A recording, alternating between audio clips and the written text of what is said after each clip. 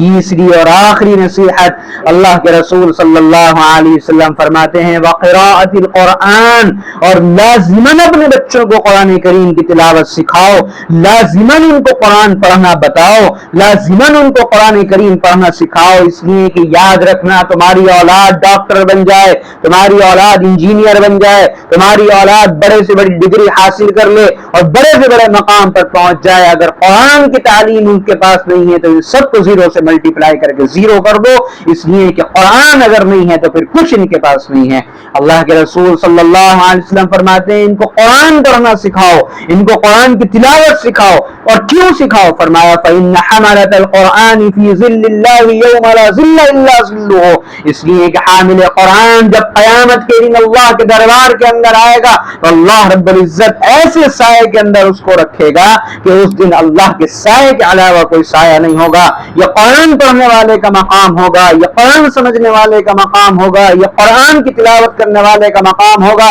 اور فرمایا اللہ ان کو جوڑ دے گا مع انبیائہ و اصفیائہ، یہ قرآن پڑھنے والے جو بچے ہوں گے فرمایا یہ اللہ کے نبیوں کے ساتھ اور اللہ کے برگزیدہ بندوں کے ساتھ قیامت کے دن کھڑے ہوئے ہوں گے۔ ایک حدیث قرآن کے تعلق سے میں آپ کو سناؤں، ذرا اس کی اہمیت کا اندازہ اس حدیث سے لگائیے گا۔ اللہ کے رسول حضرت ابو ذر غفاری کہتے ہیں کہ مجھے میرے رسول صلی اللہ علیہ وسلم نے یہ وصیحت فرمائی، یہ نصیحت کرتے ہوئے فرمایا کہ ابو ذر قرآن کریم کی ایک آیت کا سیکھ لینا تمہارے لیے 100 رکعت نفل نماز پڑھنے سے بہتر ہے۔ اور آگے فرمایا اللہ کے رسول نے کہ قرآن کی کسی ایک مسئلے کو سیکھ لینا، پھر تم چاہے اس پر عمل کرو یا نہ کرو، ظاہر سی بات ہے کہ عمل کرو تو اس کا مقام ہی الگ ہوگا، اور اگر عمل نہ بھی کرو تب بھی اللہ کے رسول صلی اللہ علیہ وسلم ارشاد فرماتے ہیں کہ قرآن سے کسی ایک مسئلے کو سیکھ لینا، وضو کا کوئی مسئلہ، نماز کا کوئی مسئلہ، زکوٰۃ کا کوئی مسئلہ، روزے کا کوئی مسئلہ،